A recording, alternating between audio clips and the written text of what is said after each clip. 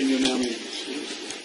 Well, it's frustrating because we put so much effort in, and we lost the game when we were on top of a game. And if you watch the game again, you will see that at the moment we were 2-0 down. We should have been 2-0 up. And at the end of it, I think we had a very difficult start. We were on top of a game. And the 2-0, of course, gave them confidence to defend well, and that's what they did for the rest of the game. It's very frustrating because we put a lot of effort in, had a great attitude, but we come out with no points. And as well because we were not efficient in the zones where it matters, at the front and at the back. And without being at any moment dominated. The only times where dangerous was on counter-attack, Tottenham today. And if you are dominated and they create chance after chance, okay, you can accept it, but today it was a strange game to lose. Did you feel let down by your defence today and the 2 quick goals?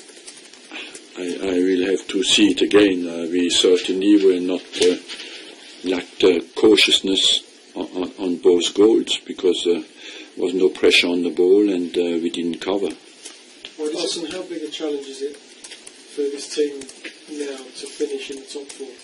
It's been a massive challenge. Massive, because I said before the game we couldn't drop these points today, and I maintained that after the game, and especially the way the game went. It's difficult to understand how you can lose games like that.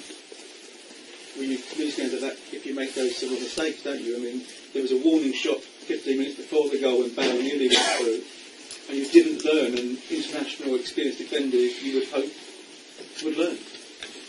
Yes, ideally you don't concede goals at all. It is frustrating because we had the best defensive record in the league away from home until today, and when you go into a big game like that, once you're 2-0 down, you make it difficult for yourself because you have to come out, open yourself up against a team who is good at counter-attacking. But after in the final 20 minutes it was stop and go, they made foul, stop us from going, and they stayed down a lot. We couldn't get the final flow into the game because it was stop and go always. It seems to keep happening that you lose 2 goals in quick succession, often in the first half of matches. It seems to happen. They lose similar goals. Yeah, it happened to us many times this season and only in big games. Why does it it's difficult. There's no common thing in all the games. Every time it's a different problem. But of course, after you make it difficult for yourself, and I cannot fault the attitude or the effort that the team produced and the spirit the team has shown. But you give yourself a mountain to climb every time in a game of that magnitude. Last one, guys. There's one story in the Sunday newspaper, in 2 Sunday newspapers today, about a Middle East consortium investing in Arsenal, potential takeover. Do you know anything about it? And either way, are Arsenal in the position that they're in vulnerable to people interested in buying the club?